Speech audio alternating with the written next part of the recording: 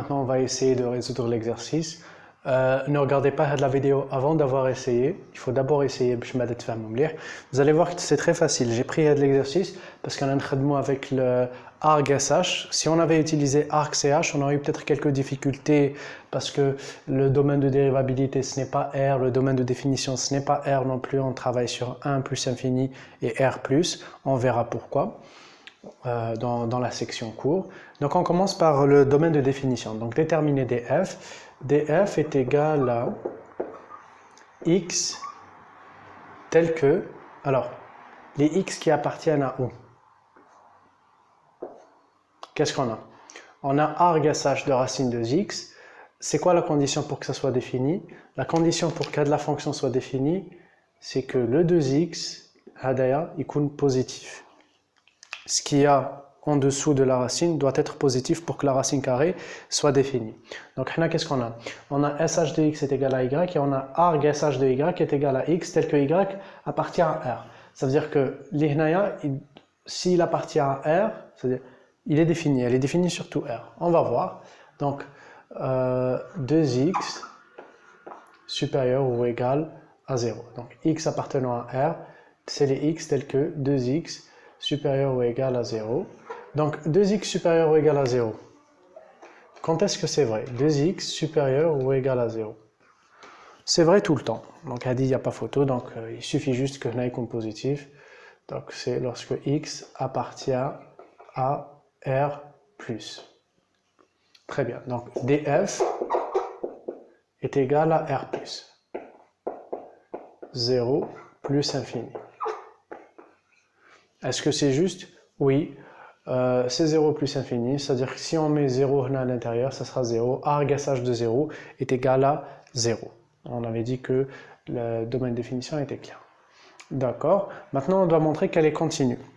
On sait déjà que arg-sh est continu. Arg-sh de x, arg-sh de x est continue, mustamirra.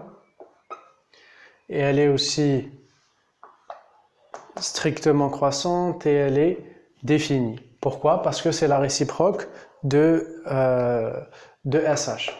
La même chose ici. Vu qu'on a le domaine de définition, donc on va dire que arg-sh, on va l'appeler f. f est continue, mustamira, sur df et pas sur R. Elle a dit c'est sur R. C'est sur R. Ou c'est sur df. Et df est égal à quoi? Il est égal à R+. Donc, qui est égal à R+. Donc, c'est pas la même chose. F est continu sur df qui est R+. Pourquoi il est continu sur df qui est sur R+? Parce qu'on a la condition de df. Donc, c'est le domaine de définition et ici, c'est la continuité. Ça veut dire que la fonction, en tout point, elle vérifie ça. Limite de f de x lorsque x tend vers a est égal à f de a. Grâce au théorème de la continuité, on a appelé les fonctions usuelles دول المرجعية كاين مبرهنات الاستمرارية للدول المرجعية اللي تقول بلي كل دول مرجعية مستمرة اللي bien sûr باينين دالة اسكاليي par exemple اللي جاية على شكل درجات هذيك ماشي مستمرة, on le sait très bien. Donc ici la fonction elle est continue parce que c'est une fonction usuelle et parce que elle est continue bien sûr sur son domaine de définition. Elle est continue sur son domaine de définition et son domaine de définition c'est R+, c'est la seule différence. Donc attention, ne faites pas l'erreur d'écrire f est continue sur R parce que vous avez vu que l'autre était défini sur R aussi. Ça c'est la première étape. Donc la seconde étape c'est il faut démontrer la dérivabilité. Donc la dérivabilité, comment on va faire? On a deux options. Soit on écrit f de x, donc limite lorsque x tend vers a de f de x moins f de a sur x moins a, et là ça sera dérivable en un point, et ensuite si on trouve qu'elle est dérivable fadik norta qui aurait pu poser problème, si elle est dérivable la singularité, le point qui peut poser problème, alors elle est dérivable sur tout R. Ici, elle n'est pas dérivable sur R, elle est dérivable sur df. Donc si on voulait la dériver, ça donnerait quoi? Donc avant d'écrire ça, on doit écrire que le domaine de dérivabilité, donc regardez, domaine de dérivabilité de f, le domaine de dérivabilité de f est égal au domaine de définition de f est égal à R plus, est égal à 0 plus infini. Très bien. Maintenant, on va écrire la façon, la manière générale. Donc, essayez toujours de vous en rappeler. Arc, plutôt arc, pardon. J'espère que je vais arc mobile. Très bien. Donc, arc sh de x prime, ou plutôt de f de x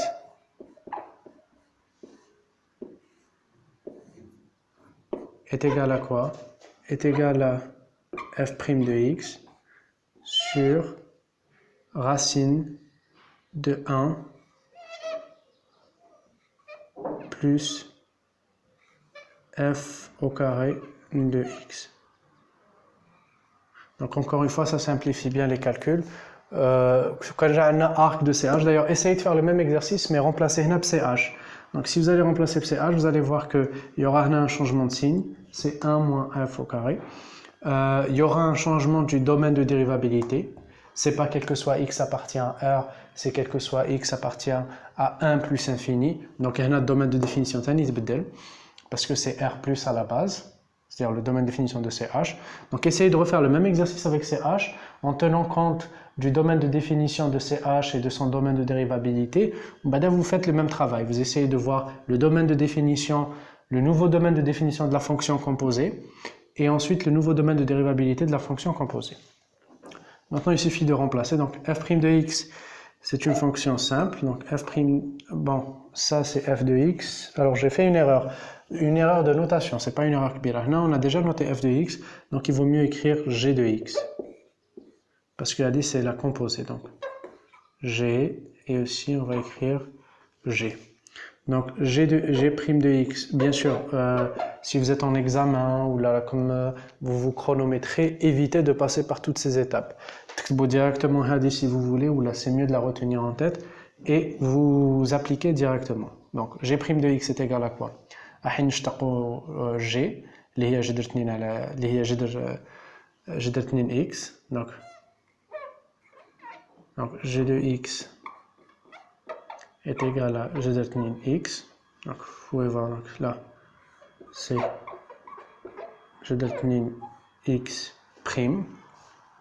On a plusieurs façons de dériver ça. Soit on la dérive directement avec racine u, qui est u' sur 2 racines u.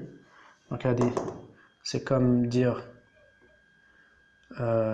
c'est équivalent à dire racine u' est égal à u' sur 2 racines u, ou on peut utiliser directement avec la puissance. On peut dire aussi que c'est est égal à u puissance 1 demi, et u puissance 1 demi prime est égal à 1 demi u prime u1 moins 1 demi. Donc, on verra que ici c'est donc u prime sur 2, tel 1 demi, ou 1 moins 1 demi c'est moins 1 demi, ou u de moins 1 demi c'est 1 sur u 1 demi. Donc u de moins 1 demi est égal à 1 sur u de 1 demi. Qui m'a exponent x يساوي 1 على expo x, ou تعال تخرج u puissance 1 demi, ou u puissance 1 demi il y a جذر u. Donc هذا bien sûr prime. Donc les deux manières. Donc qu'est-ce qu'on aura? On aura directement 2 sur 2 racine 2x. Donc il n'y a pas de moins, généralement je trouve des moins, il n'y a pas de moins, c'est pas la peine de mettre un moins quand il n'y en a pas. Et ici, qu'est-ce qu'on a? On aura directement 1 sur racine 2x. Nous la fonction tana, donc f de x prime est égal à, alors elle est égale à quoi? G' de x il y a 1 sur racine de x divisé par racine de 1 plus g de x, racine de 1 plus racine de 2x. Bon, on peut la simplifier. Heureusement, ils n'ont pas demandé de voir le tableau de variation, je dois le travailler là, sinon peut-être ça aurait été un peu dérangeant. Personnellement, j'aime pas beaucoup travailler avec les racines, mais c'est pas plus compliqué ça. On peut descendre avec θ. On peut dire que c'est égal à 1 sur racine de x fois racine 1 plus racine de x.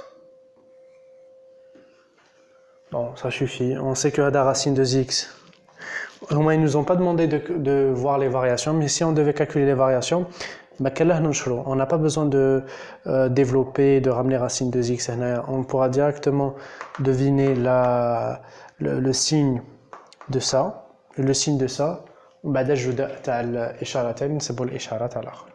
on va faire la dernière étape, l'expression logarithmique de f. Donc suivez avec moi. On va calculer l'expression. On va effacer ici. On peut effacer ici. Donc on va effacer pour trouver l'expression logarithmique de f. Alors, l'expression logarithmique de f, je finis que c'était facile de la voir pour l'argument sh. Donc pour argument sh de x, c'est la racine de 1, comme on l'avait montré tout à l'heure, la racine de, plutôt le ln de x plus racine de 1 plus x au carré. Donc comme on l'avait écrit avec y tout à l'heure pour le raisonnement, maintenant on l'écrit directement avec x, donc qui est égal à ça. Maintenant on va faire avec le f de x, donc argument de sh de f de x, ça devrait nous donner ln de f de x plus racine plus f de x au carré. On va voir ce que ça donne. Bon, on efface encore un peu.